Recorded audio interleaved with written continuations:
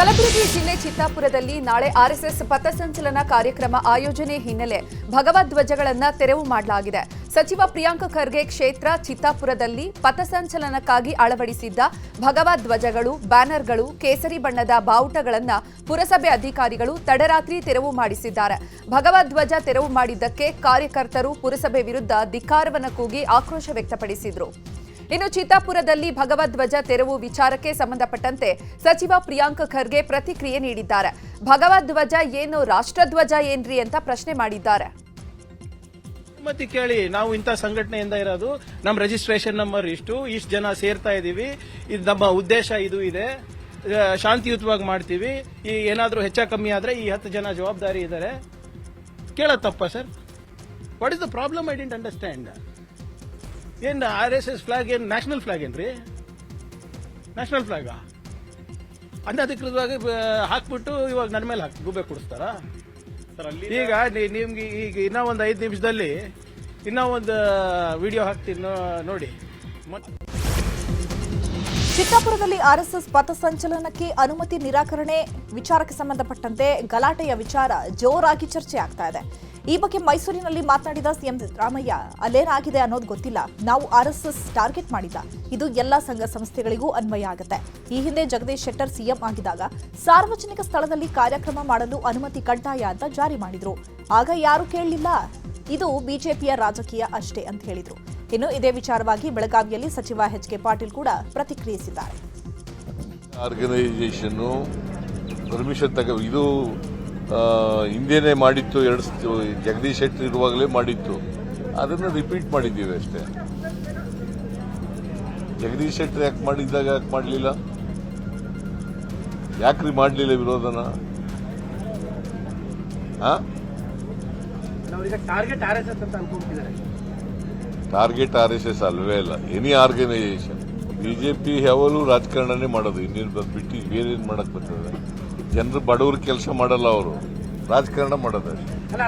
ಯಾವುದೇ ಸಂಸ್ಥೆ, ಸಂಘ, ಯಾವುದೇ ಸಂಘಟನೆಗಳನ್ನು ಬ್ಯಾನ್ ಮಾಡೋದ್ರ ಬಗ್ಗೆ, ಯಾವುದಕ್ಕೂ ಬ್ಯಾನ್ ಮಾಡೋದ್ರ ಬಗ್ಗೆ ಸರ್ಕಾರದ ಮುಂದೆ ಪ್ರಸ್ತಾವನೆ ಇಲ್ಲ, ಚಿಂತನೆ ಇಲ್ಲ. ತುಮಕೂರಿನ ಸರ್ಕಾರಿ ಕಾಲೇಜು ಮೈದಾನದಲ್ಲಿ ಆರ್ಎಸ್ಎಸ್ ಪಥಸಂಚಲನಕ್ಕೆ ಜಿಲ್ಲಾಡಳಿತ ಅನುಮತಿಯನ್ನ ನೀಡಿಲ್ಲ. ಹೀಗಾಗಿ ಕಾಲೇಜು ಮೈದಾನದಲ್ಲಿ ಈಗಾಗಲೇ ಪೊಲೀಸ್ ಬಂದೋಬಸ್ತ್ ಮಾಡಲಾಗಿದೆ. ಪಥಸಂಚಲನಕ್ಕೆ ಅನುಮತಿಗಾಗಿ ಜಿಲ್ಲಾಡಳಿತ ಕಚೇರಿಗೆ ಶಾಸಕ ಜ್ಯೋತಿ ಗಣೇಶ್ ಭೇಟಿಯನ್ನ ನೀಡಿದ್ದಾರೆ. ಸಚಿವ ಪ್ರಿಯಾಂಕ್ ಖರ್ಗೆ ಪರವಾಗಿ ಬೀದರ್ನ ಅಂಬೇಡ್ಕರ್ ಸರ್ಕಲ್ನಲ್ಲಿ ಪ್ರತಿಭಟನೆ ನಡೆಸಲಾಗಿದೆ. ಇನ್ನು ಪ್ರತಿಭಟನೆ ವೇಳೆ ನಗರಸಭೆ ಅಧ್ಯಕ್ಷ ಮಹಮ್ಮದ್ ಗೌಸ್ ಮಾತಿನ ಭರದಲ್ಲಿ ನಾಲಿಗೆ ಹರಿಬಿಟ್ಟಿದ್ದಾರೆ. ಖರ್ಗೆ ವಿರುದ್ಧ ಕಣ್ಣೆತ್ತಿ ಮಾತನಾಡಿದ್ರೆ ಅವರ ಕಣ್ಣು ಕಿತ್ತು ಗೋಲಿ ಆಡ್ತೇವೆ ಅಂತ ಹೇಳಿದ್ದಾರೆ. ಪ್ರಿಯಾಂಕ್ ಖರ್ಗೆ ಅವರಿಗೆ ಬೆದರಿಕೆ ಕರೆ ಬರ್ತಿದೆ, ಅವರ ಪರ ನಾವಿದ್ದೇವೆ, ಅವರಿಗೆ ಏನಾದರೂ ಆದ್ರೆ ನಾವು ನಿಮ್ಮನ್ನ ಸುಮ್ಮನೆ ಬಿಡೋದಿಲ್ಲ ಅಂತ ಹೇಳಿದ್ದಾರೆ. ಇನ್ನು ಪ್ರಿಯಾಂಕ್ ಖರ್ಗೆ ಬೆದರಿಕೆ ಹಿನ್ನೆಲೆ ಹುಬ್ಬಳ್ಳಿಯ ಗೋಕುಲ್ ರಸ್ತೆಯಲ್ಲಿರುವ ಆರ್ಎಸ್ಎಸ್ ಕಚೇರಿಗೆ ಕಾಂಗ್ರೆಸ್ ಕಾರ್ಯಕರ್ತರು ಮುತ್ತಿಗೆಗೆ ಯತ್ನಿಸಿದ್ದಾರೆ. ಯೂತ್ ಕಾಂಗ್ರೆಸ್ ಅಧ್ಯಕ್ಷ ಅರ್ಜುನ್ ಪಾಟೀಲ್ ನೇತೃತ್ವದಲ್ಲಿ ಪ್ರತಿಭಟನೆ ನಡೆಸಲಾಗಿದ್ದು, ಪ್ರತಿಭಟನಾಕಾರರನ್ನ ಪೊಲೀಸರು ತಡೆ ಹಿಡಿದಿದ್ದಾರೆ. ಬಳಿಕ ಪ್ರತಿಭಟನಾಕಾರರನ್ನ ವಶಕ್ಕೆ ಪಡೆದುಕೊಂಡಿದ್ದಾರೆ. ನಮಾಜ್ ಬ್ಯಾನ್ ಮಾಡುವಂತೆ ಸಿಎಂಗೆ ಯತ್ನಾಳ್ ಪತ್ರ ಬರೆದಿರುವ ವಿಚಾರದ ಬಗ್ಗೆ ಮಾತನಾಡಿದ ಸಚಿವ ಪ್ರಿಯಾಂಕ್ ಖರ್ಗೆ, ನಾವು ಮಾಡಿರುವಂತಹ ಕಾನೂನು ಎಲ್ಲಾ ಸಂಘಟನೆಗೂ ಅನ್ವಯವಾಗುತ್ತೆ, ಇಲ್ಲಿ ಧರ್ಮದ ಪ್ರಶ್ನೆ ಬರಲ್ಲ, ಅದನ್ನು ನಾವು ಉಲ್ಲೇಖಿಸಿಲ್ಲ. ಸಂಘ ಸಂಸ್ಥೆಗಳು, ಕಾಂಗ್ರೆಸ್, ಬಿಜೆಪಿ, ಆರ್ಎಸ್ಎಸ್ ಮತ್ತು ಡಿಎಸ್ಎಸ್, ಎಸ್ಡಿಪಿಐ ಮತ್ತು ಪಿಎಫ್ಐ ಎಲ್ಲಾ ಸಂಘಟನೆಗಳು ಕೂಡ ಅನುಮತಿಯನ್ನ ಪಡೆಯಲೇಬೇಕು, ಅದನ್ನ ನಾವು ಹೇಳಿರೋದು ಅಂತ ಹೇಳಿದ್ದಾರೆ. ಎಲ್ಲರೂ ನನಗೇನಿರ್ತದೆ, ನಿಮಗೇನಿರ್ತದೆ, ಅವರಿಗೂ ಇರ್ತದೆ ಅಂತ ಅಷ್ಟೇ ಅಲ್ವಾ? ಧರ್ಮ ಅಂತ ಪ್ರಶ್ನೆನೇ ಇಲ್ಲ ಸರ್. ಇಲ್ಲಿ ಧರ್ಮ ಅಂತ ನಾನು ಎಲ್ಲಿ ಉಲ್ಲೇಖಿಸಿದ್ದೀನಿ? ಎಲ್ಲರೂ ಸಂಘಟನೆ, ಸಂಘ ಸಂಸ್ಥೆಗಳು, Congress party, BJP party, RSS, PFI, SDPI, AAP, DSS ಎಲ್ಲಾನು everybody is ready to follow the rules except some people. ರಾಜ್ಯದಲ್ಲಿ ಆರ್ಎಸ್ಎಸ್ ಜಟಾಪಟಿ ಬೆನ್ನಲ್ಲೇ ನವೆಂಬರ್ ಮೊದಲ ವಾರದಲ್ಲಿ ಆರ್ಎಸ್ಎಸ್ ಸರಸಂಚಾಲಕ ಮೋಹನ್ ಭಾಗವತ್ ಬೆಂಗಳೂರಿಗೆ ಭೇಟಿ ನೀಡಲಿದ್ದಾರೆ. ಸರ್ಕಾರ ಆರ್ಎಸ್ಎಸ್ಗೆ ಪರೋಕ್ಷವಾಗಿ ಅಂಕುಶ ಹಾಕಿರುವ ಬಳಿಕ ರಾಜ್ಯಕ್ಕೆ ಮೋಹನ್ ಭಾಗವತ್ ಭೇಟಿ ಕೊಡ್ತಾ ಇದ್ದು, ಬೌದ್ಧಿಕ್ ಸಮಾವೇಶದಲ್ಲಿ ಭಾಗಿಯಾಗಲಿದ್ದು ಭಾರೀ ಕುತೂಹಲ ಮೂಡಿಸಿದೆ. ಆಳಂದ ವಿಧಾನಸಭಾ ಕ್ಷೇತ್ರದಲ್ಲಿ ಓಟ್ ಚೋರಿ ಪ್ರಕರಣಕ್ಕೆ ಸಂಬಂಧಪಟ್ಟಂತೆ ಇಂದು ಮತ್ತೆ ಎಸ್ಐಟಿ ತನಿಖೆ ಮುಂದುವರಿಯಲಿದೆ. ಕಲಬುರಗಿಯಲ್ಲಿ ಎಸ್ಐಟಿ ತನಿಖೆ ಚುರುಕುಗೊಂಡಿದ್ದು, ನಿನ್ನೆ ಆಳಂದ ಮಾಜಿ ಶಾಸಕ ಸುಭಾಷ್ ಗುತ್ತೇದಾರ್ ಮನೆ ಮತ್ತು ಅವರ ಒಡೆತನದ ಬಾರ್ ಮೇಲೆ ಎಸ್ಐಟಿ ಅಧಿಕಾರಿಗಳು ದಾಳಿ ಮಾಡಿದ್ರು. ಇಂದು ಮತ್ತೆ ಓಟ್ ಚೋರಿ ಜಾಲದ ಬಗ್ಗೆ ಎಸ್ಐಟಿ ಟೀಮ್ ದಾಳಿ ಮುಂದುವರೆಸಿದೆ. ಇನ್ನು ದಾಳಿ ಕುರಿತು ಮಾಜಿ ಶಾಸಕ ಸುಭಾಷ್ ಗುತ್ತೇದಾರ್ ಮಾಧ್ಯಮಗಳಿಗೆ ಪ್ರತಿಕ್ರಿಯಿಸಿದ್ದಾರೆ. ನಾನು ಯಾವುದೇ ರೀತಿ ಮತಚೋರಿ ಪ್ರಯತ್ನವನ್ನ ಮಾಡಿಲ್ಲ. ಎಸ್ಐಟಿ ನನ್ನ ಮನೆಯಲ್ಲಿ ಏನ್ ಬೇಕಾದ್ರೂ ಚೆಕ್ ಮಾಡಲಿ, ನನ್ನನ್ನ ಬೇಕಾದ್ರೆ ಅರೆಸ್ಟ್ ಮಾಡಲಿ. ನಾನು ಯಾವುದೇ ತಪ್ಪು ಮಾಡಿಲ್ಲ. ತನಿಖೆಯನ್ನ ಎದುರಿಸೋದಕ್ಕೆ ಸಿದ್ಧನಿದ್ದೇನೆ ಅಂತ ಹೇಳಿದ್ದಾರೆ. ಹೇಳ್ತಾ ಇದ್ದಾರೆ, ಏನು ಯಾವನು ಮಾಡಿಲ್ಲ, ನಾನು ಸಂಬಂಧೇ ಇಲ್ಲ. ತನಿಖೆ ನಡೀತಾ ಇದೆ, ನಾವು ತನಿಖೆಗೆ ಸಂಪೂರ್ಣ ಸಹಕಾರ ಕೊಡ್ತೇವೆ. ಅವ್ರು ಅರೆಸ್ಟ್ ಮಾಡಿದ್ರೆ ಅರೆಸ್ಟ್ ಆಗ್ತೇವೆ, ಏನು ಮಾಡ್ತಾರೋ ಅದಕ್ಕೆಲ್ಲ ತಯಾರಿದ್ದೇವೆ. ನಾವು ಮಾಡೇ ಇಲ್ಲ, ನಾವು ಯಾಕೆ ಹೆದರೋದು?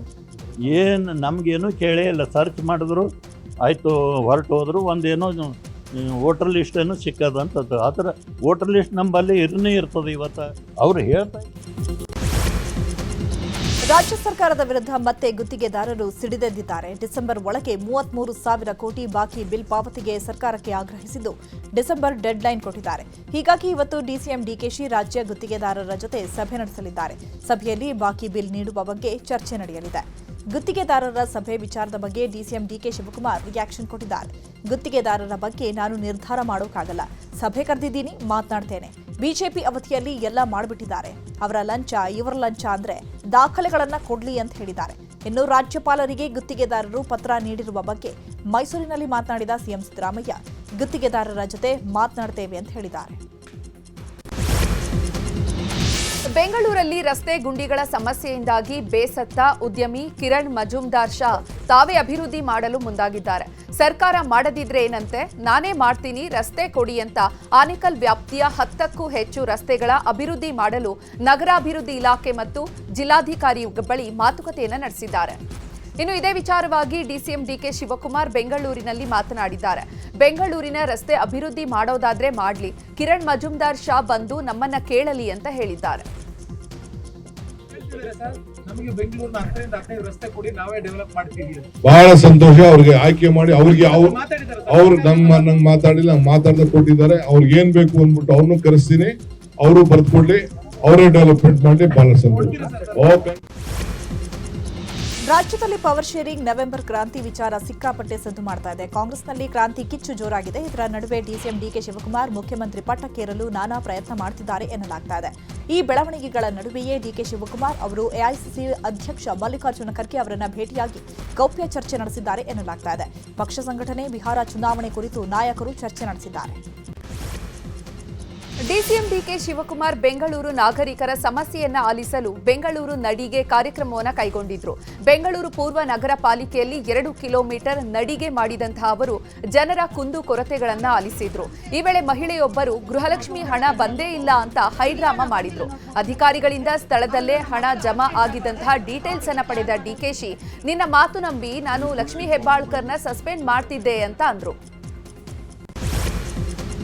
ರೈತರಿಗೆ ಈ ಸರ್ಕಾರ ಕಗ್ಗತ್ತಲ ದೀಪಾವಳಿ ನೀಡಿದೆ ಅಂತ ಸರ್ಕಾರದ ವಿರುದ್ಧ ವಿಪಕ್ಷ ನಾಯಕ ಆರ್ ಅಶೋಕ್ ಕಿಡಿಕಾರಿದ್ದಾರೆ. ಈ ಬಗ್ಗೆ ಎಕ್ಸ್ನಲ್ಲಿ ಪೋಸ್ಟ್ ಹಾಕಿರುವ ಅವರು, ನೆರೆ ಪೀಡಿತ ಪ್ರದೇಶಗಳಲ್ಲಿ ಕಾಟಾಚಾರದ ವೈಮಾನಿಕ ಸಮೀಕ್ಷೆ ಮಾಡಿ ಸಿಎಂ ಕೈ ತೊಳೆದುಕೊಂಡಿದ್ದಾರೆ. ಲಕ್ಷಾಂತರ ರೈತ ಕುಟುಂಬಗಳು ಈ ದೀಪಾವಳಿಯನ್ನ ಕಗ್ಗತ್ತಲಲ್ಲಿ ಕಳೆಯುವ ದುಸ್ಥಿತಿಗೆ ಸರ್ಕಾರ ದೂಡಿದೆ.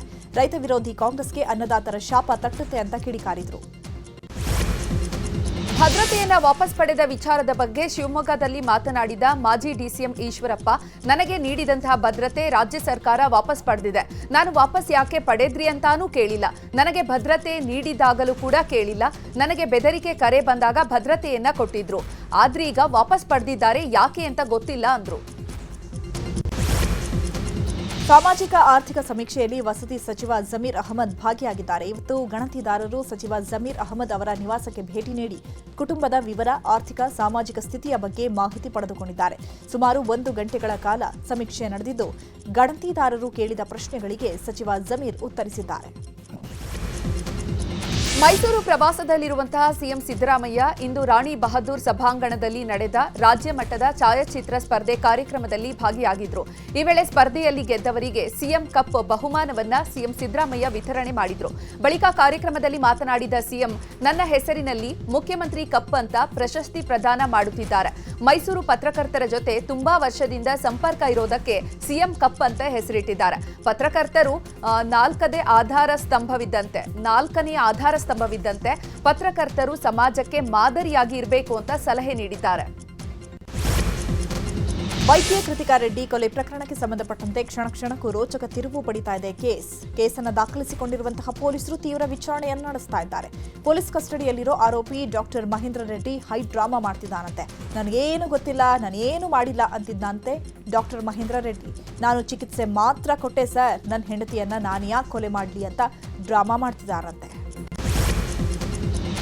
ದೀಪಾವಳಿ ಹಬ್ಬಕ್ಕೆ ಊರಿಗೆ ಹೋಗೋದಕ್ಕೆ ಜನ ರೆಡಿಯಾಗಿದ್ದಾರೆ. ದೀಪಾವಳಿ ಹಬ್ಬದ ಪ್ರಯುಕ್ತ 2500 ಹೆಚ್ಚುವರಿ ಬಸ್ಗಳನ್ನು ಸಾರಿಗೆ ಇಲಾಖೆ ನಿಯೋಜನೆ ಮಾಡಿದೆ. ಅಕ್ಟೋಬರ್ 22ರವರೆಗೆ ಹೆಚ್ಚುವರಿ ಬಸ್ಗಳ ಸೇವೆ ಇರಲಿದೆ. ಬಿಎಂಟಿಸಿಯಿಂದ 960 ಹೆಚ್ಚುವರಿ ಬಸ್ಗಳನ್ನು ಬಿಡಲಾಗಿದೆ. ಚಿತ್ರದುರ್ಗ, ಶಿವಮೊಗ್ಗ, ಧರ್ಮಸ್ಥಳ, ದಾವಣಗೆರೆ, ಹಾಸನ, ಬಳ್ಳಾರಿ, ರಾಯಚೂರು, ಮೈಸೂರು, ಕೊಳ್ಳೇಗಾಲ ಸೇರಿದಂತೆ ವಿವಿಧ ನಗರಗಳಿಗೆ ಬಿಎಂಟಿಸಿ ಬಸ್ ಸೇವೆ ಇರಲಿದೆ. ಮೆಜೆಸ್ಟಿಕ್ನಲ್ಲಿ ಪ್ರಯಾಣಿಕರ ದಟ್ಟಣೆ ಹೆಚ್ಚಾಗಿದೆ. ಬಳ್ಳಾರಿ, ಹೊಸಪೇಟೆ, ದಾವಣಗೆರೆ, ಕಲಬುರಗಿ ಸೇರಿದಂತೆ ದೂರದ ಊರುಗಳಿಗೆ ತೆರಳುವಂತಹ ಬಸ್ಗಳು ಫುಲ್ ಆಗ್ತಾ ಇದೆ. ಸೀಟ್ ಸಿಗದೆ ಪ್ರಯಾಣಿಕರು ಪರದಾಡಿದ್ರು. ನಿಂತಿದ್ದ ಲಾರಿಗೆ ಹಿಂಬದಿಯಿಂದ ಕೆಎಸ್ಆರ್ಟಿಸಿ ಬಸ್ ಡಿಕ್ಕಿ ಹೊಡೆದಿರುವ ಘಟನೆ ದೊಡ್ಡಬಳ್ಳಾಪುರ ತಾಲೂಕಿನ ಯಲಹಂಕ ಹಿಂದೂಪರ ರಸ್ತೆಯ ನಾಯಕರಂಡಹಳ್ಳಿಯಲ್ಲಿ ನಡೆದಿದೆ. ಘಟನೆಯಲ್ಲಿ ಚಾಲಕ ಸೇರಿದಂತೆ 10ಕ್ಕೂ ಹೆಚ್ಚು ಮಂದಿಗೆ ಗಂಭೀರವಾಗಿ ಗಾಯವಾಗಿದ್ದು, ಗಾಯಾಳುಗಳನ್ನು ಆಸ್ಪತ್ರೆಗೆ ದಾಖಲು ಮಾಡಲಾಗಿದೆ. ಶಿವಮೊಗ್ಗ ಜೈಲಿನಲ್ಲಿರುವ ಚಿನ್ನಯ್ಯಗೆ ಇವತ್ತು ವಿಚಾರಣೆ ಮುಂದುವರೆದಿದೆ. ಕೋರ್ಟ್ನಲ್ಲಿ 183 ಹೇಳಿಕೆ ವೇಳೆ 10 ಶವಗಳ ಹೂತಿದ್ದಾಗಿ ಹೇಳಿದ್ದ. ಆದರೆ ಜೈಲಿನಲ್ಲಿ ಎಸ್ಐಟಿ ವಿಚಾರಣೆ ವೇಳೆ ಗೊಂದಲಕಾರಿ ಹೇಳಿಕೆ ನೀಡುತ್ತಿದ್ದಾನಂತೆ. ಒಂದೇ ಜಾಗದಲ್ಲಿ 10 ಶವ ಹೂತಿಟ್ಟಿದ್ದು ನಿಜ, ಆದರೆ ಬೇರೆ ಬೇರೆ ದಿನಗಳಲ್ಲಿ ಹೂತಿಟ್ಟಿದ್ದಾಗಿ ಹೇಳುತ್ತಿದ್ದಾನೆ. ಆದರೆ ಯಾವ ದಿನ ಯಾವ ವರ್ಷ ಅನ್ನೋದನ್ನ ಸರಿಯಾಗಿ ಹೇಳ್ತಾ ಇಲ್ಲ. ಹೀಗಾಗಿ ಎಸ್ಐಟಿ ತಂಡ ಇವತ್ತು ಕೂಡ ವಿಚಾರಣೆ ಮುಂದುವರೆಸಿದೆ. ಧರ್ಮಸ್ಥಳ ಬುರುಡೆ ಕೇಸ್ ಪ್ರಕರಣಕ್ಕೆ ಸಂಬಂಧಪಟ್ಟಂತೆ ಇಂದು ಬೆಳ್ತಂಗಡಿ ಪೊಲೀಸರು ಠಾಣೆಗೆ ಗಿರೀಶ್ ಮಠಣ್ಣವರ್ ಆಗಮಿಸಿದ್ರು. ವಿಚಾರಣೆಗೆ ಹಾಜರಾಗುವಂತೆ ಪೊಲೀಸರು ನೋಟಿಸ್ ನೀಡಿದ್ರು. ಹೀಗಾಗಿ ಇಂದು ಠಾಣೆಗೆ ಆಗಮಿಸಿದ್ದು ಈ ವೇಳೆ ಮಾಧ್ಯಮಗಳಿಗೆ ಪ್ರತಿಕ್ರಿಯಿಸಿದ್ದಾರೆ. ತಿಮರೋಡಿ ಉಜಿರೆಯಲ್ಲೇ ಇದ್ದಾರೆ, ನಾನು ಅವರನ್ನ ಮಾತನಾಡಿಸಿಕೊಂಡು ಬಂದಿದ್ದೇನೆ. ಬೆಳ್ತಂಗಡಿ ಪೊಲೀಸರು ನೋಟಿಸ್ ನೀಡಿದ್ರು, ಹೀಗಾಗಿ ಇಂದು ವಿಚಾರಣೆಗೆ ಹಾಜರಾಗಿದ್ದೇನೆ ಎಂದಿದ್ದಾರೆ. ಮಂಗಳೂರಿನಲ್ಲಿ ಕಾಂತಾರ ವರ್ಸಸ್ ದೈವಾರಾಧಕರು ಫೈಟ್ ವಿಚಾರಕ್ಕೆ ತೆರೆ ಬಿದ್ದಿದೆ. ಕಾಂತಾರ ಬಗ್ಗೆ ದೈವ ಯಾವುದೇ ಅಭಯದ ನುಡಿ ನೀಡಿಲ್ಲ ಅಂತ ಮಂಗಳೂರು ತಾಲೂಕಿನಲ್ಲಿರುವ ಪಡುಪೆರಾರ ಕ್ಷೇತ್ರದ ಆಡಳಿತ ಮಂಡಳಿ ಸ್ಪಷ್ಟನೆ ಕೊಟ್ಟಿದೆ. ಕಾಂತಾರ ಚಿತ್ರ ನೋಡಿ ಕೆಲವರು ದೈವಗಳ ಅನುಕರಣೆ ಅಪಹಾಸ್ಯ ಮಾಡಿದ್ದಕ್ಕೆ ದೈವಾರಾಧಕರು ವಿರೋಧಿಸಿದ್ರು. ಈ ಬಗ್ಗೆ ಪಿಲ್ಚಂಡಿ ದೈವದ ಬಳಿ ಪ್ರಶ್ನೆ ಕೇಳಿದ್ರು. ಈ ವೇಳೆ ಹುಚ್ಚು ಕಟ್ಟಿದವರನ್ನ ಹುಚ್ಚು ಕಟ್ಟಿಸ್ತೇನೆ, ಹಣವನ್ನ ಆಸ್ಪತ್ರೆಗೆ ಸುರಿಸ್ತೇನೆ ಅಂತ ದೈವ ನುಡಿದಿತ್ತು. ಈ ನುಡಿ ಭಾರೀ ಚರ್ಚೆಗೆ ಕಾರಣವಾಗಿತ್ತು. ಆದ್ರೀಗ ಯಾವುದೇ ಚಿತ್ರದ ಬಗ್ಗೆ ದೈವ ನುಡಿದಿಲ್ಲ ಅಂತ ದೈವಸ್ಥಾನದ ಆಡಳಿತ ಮಂಡಳಿಗೆ ಸ್ಪಷ್ಟನೆ ಕೊಟ್ಟಿದೆ. ಪರಪ್ಪನ ಅಗ್ರಹಾರ ಜೈಲಿನಲ್ಲಿರುವಂತಹ ನಟ ದರ್ಶನ್ ಪರದಾಡ್ತಿದ್ದಾರೆ. ಕನಿಷ್ಠ ಸೌಲಭ್ಯಗಳು ಸಿಗ್ತಾ ಇಲ್ಲ, ಹಾಸಿಗೆ ದಿಂಬು ಕೊಡ್ತಾ ಇಲ್ಲ ಅಂತ ಕೋರ್ಟ್ನಲ್ಲಿ ಅರ್ಜಿ ಸಲ್ಲಿಸಿದ್ರು. ಈ ಅರ್ಜಿಯ ವಿಚಾರಣೆಯನ್ನ ಅಕ್ಟೋಬರ್ 24ಕ್ಕೆ ಕೋರ್ಟ್ ಮುಂದೂಡಿದೆ. ಕಾನೂನು ಪ್ರಾಧಿಕಾರದ ಅಧಿಕಾರಿಗಳು ಜೈಲಿಗೆ ಭೇಟಿ ಕೊಟ್ಟು ಪರಿಶೀಲನೆಯನ್ನು ನಡೆಸಿ ಕೋರ್ಟ್ಗೆ ವರದಿಯನ್ನು ಸಲ್ಲಿಸಿದ್ರು. ಮುಂದಿನ ವಿಚಾರಣೆಯನ್ನ ಅಕ್ಟೋಬರ್ 24ಕ್ಕೆ ಮುಂದೂಡಿದ್ದು, ಅಂದೇ ಹಾಸಿಗೆ ದಿಂಬಿನ ಆದೇಶ ಹೊರಬೀಳುವ ಸಾಧ್ಯತೆ ಇದೆ. ದಾವಣಗೆರೆ ಜಿಲ್ಲೆಯ ನ್ಯಾಮತಿ ಎಸ್ಬಿಐ ಬ್ಯಾಂಕ್ನಲ್ಲಿ ಕಳುವಾಗಿದ್ದ 12.95 ಕೋಟಿ ಮೌಲ್ಯದ 17 ಕೆಜಿ 705 ಗ್ರಾಂ ಚಿನ್ನವನ್ನು ಪೊಲೀಸರು ವಶಪಡಿಸಿಕೊಂಡಿದ್ದಾರೆ. ಸೀಸ್ ಮಾಡಿದ್ದ ಎಲ್ಲ ಬಂಗಾರ ಕಾನೂನು ಪ್ರಕ್ರಿಯೆ ಪೂರ್ಣಗೊಂಡು ಇದೀಗ ಬ್ಯಾಂಕ್ಗೆ ರಿಟರ್ನ್ ಮಾಡಲಾಗಿದೆ. ಆಟೋ ಅಡ್ಡಗಟ್ಟಿ ಚಾಲಕನಿಗೆ ಹಲ್ಲೆ ನಡೆಸಿರುವಂತಹ ಘಟನೆ ಪುತ್ತೂರಿನ ಫಿಲೋಮಿನಾ ಕಾಲೇಜಿನ ಬಳಿ ನಡೆದಿದೆ. ಆಟೋ ನಿಲ್ಲಿಸಿದ ಹಿನ್ನೆಲೆಯಲ್ಲಿ ಆಟೋವನ್ನ ಹಿಂಬಾಲಿಸಿ ಟ್ರಾಫಿಕ್ ಪೊಲೀಸರು ಹಲ್ಲೆ ನಡೆಸಿದ್ದಾರೆ. ಸದ್ಯ ಹಲ್ಲೆಯನ್ನ ಖಂಡಿಸಿ ಪೊಲೀಸರ ವಿರುದ್ಧ ಆಟೋ ಚಾಲಕರು ಪ್ರತಿಭಟನೆಯನ್ನ ನಡೆಸಿದ್ದಾರೆ. ಹಲ್ಲೆ ನಡೆಸಿದ ಪೊಲೀಸರನ್ನ ಅಮಾನತು ಮಾಡುವಂತೆ ಪ್ರತಿಭಟನಾಕಾರರು ಆಗ್ರಹಿಸಿದ್ದಾರೆ. ಸದ್ಯ ಹಲ್ಲೆಗೊಳಗಾದ ಆಟೋ ಚಾಲಕನನ್ನ ಸರ್ಕಾರಿ ಆಸ್ಪತ್ರೆಗೆ ದಾಖಲು ಮಾಡಲಾಗಿದೆ.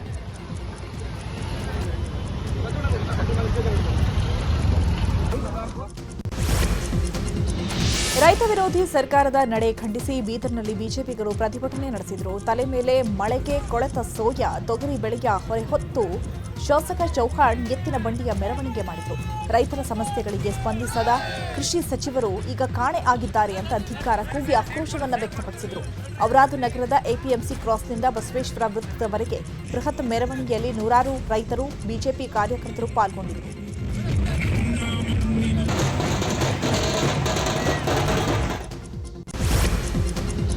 ಚಿಕ್ಕೋಡಿ ತಾಯಿ ಮಕ್ಕಳ ಆಸ್ಪತ್ರೆಯಲ್ಲಿ ವೈದ್ಯರ ಕಿತ್ತಾಟದ ಪ್ರಕರಣಕ್ಕೆ ಸಂಬಂಧಪಟ್ಟಂತೆ ಚಿಕ್ಕೋಡಿ ತಾಯಿ ಮಕ್ಕಳ ಆಸ್ಪತ್ರೆಯ ಇಬ್ಬರು ವೈದ್ಯರನ್ನ ಅಮಾನತು ಮಾಡಲಾಗಿದೆ.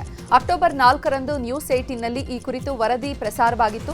ಸದ್ಯ ವರದಿಯ ಬೆನ್ನಲ್ಲೇ ಎಚ್ಚೆತ್ತ ಆರೋಗ್ಯ ಇಲಾಖೆ ಅಧಿಕಾರಿಗಳು 4 ತಂಡವನ್ನು ರಚಿಸಿ ತನಿಖೆಯನ್ನು ನಡೆಸಿದ್ರು. ತನಿಖಾ ವರದಿಯಲ್ಲೂ ಕೂಡ ಇಬ್ಬರು ವೈದ್ಯರು ಕರ್ತವ್ಯ ಲೋಪ ಸಾಬೀತಾಗಿದೆ. ಡಾಕ್ಟರ್ ಜಯಲಕ್ಷ್ಮಿ ಮುಸಾಳೆ ಮತ್ತು ಡಾಕ್ಟರ್ ಕಮಲ ಕುಳಗೇರಿ ಇಬ್ಬರನ್ನ ಕೂಡ ಆರೋಗ್ಯ ಇಲಾಖೆ ಆಯುಕ್ತ ಶಿವಕುಮಾರ್ ಕೆಬಿ ಅಮಾನತು ಮಾಡಿ ಆದೇಶ ಹೊರಡಿಸಿದ್ದಾರೆ. ಆನೇಕಲ್ನ ಮೈಲಸಂದ್ರ ಬಳಿ ಕಸದ ಸಮಸ್ಯೆ ಬಗ್ಗೆ ನ್ಯೂಸ್ 18 ವರದಿ ಬಿತ್ತರ ಮಾಡಿತ್ತು. ಸದ್ಯ ವರದಿ ಬೆನ್ನಲ್ಲೇ ಎಚ್ಚೆತ್ತ ಕಂದಾಯ ಅಧಿಕಾರಿಗಳು ಜೆಸಿಬಿಗಳ ಮೂಲಕ ಕಂದಕವನ್ನ ತೆರೆಸಿದ್ದಾರೆ.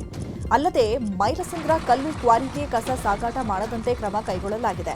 5-6 ಕಡೆಯಿಂದ ಬಂದು ಕಲ್ಲು ಕ್ವಾರಿಯಲ್ಲಿ ರಾತ್ರಿ ಹೊತ್ತು ಲಾರಿಗಳು ಕಸ ಸುರಿತಾ ಇತ್ತು.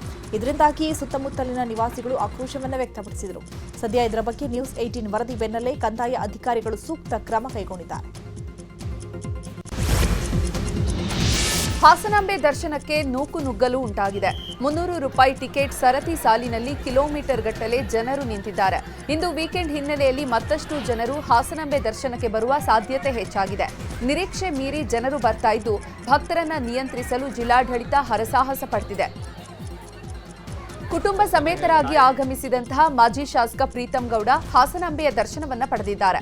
ಬಳಿಕ ಮಾಧ್ಯಮಗಳಿಗೆ ಮಾತನಾಡಿದ ಅವರು, ಈ ಬಾರಿ ಜಿಲ್ಲಾ ಉಸ್ತುವಾರಿ ಸಚಿವರ ನೇತೃತ್ವದಲ್ಲಿ ಹೊಸ ಕಾಯಕಲ್ಪ ಮಾಡಿದ್ದಾರೆ. ಅತಿ ಹೆಚ್ಚು ಭಕ್ತರು ದೇಗುಲಕ್ಕೆ ಆಗಮಿಸುತ್ತಿದ್ದಾರೆ. ವರ್ಷದಿಂದ ವರ್ಷಕ್ಕೆ ಬದಲಾವಣೆಗಳಾಗ್ತಾ ಇದೆ. ಈ ಬಾರಿ ಉಸ್ತುವಾರಿ ಸಚಿವರ ಕಾರ್ಯಕ್ಕೆ ನಾವು ಕೂಡ ಕೈಜೋಡಿಸಿದ್ದೇವೆ ಅಂತ ಹೇಳಿದ್ದಾರೆ.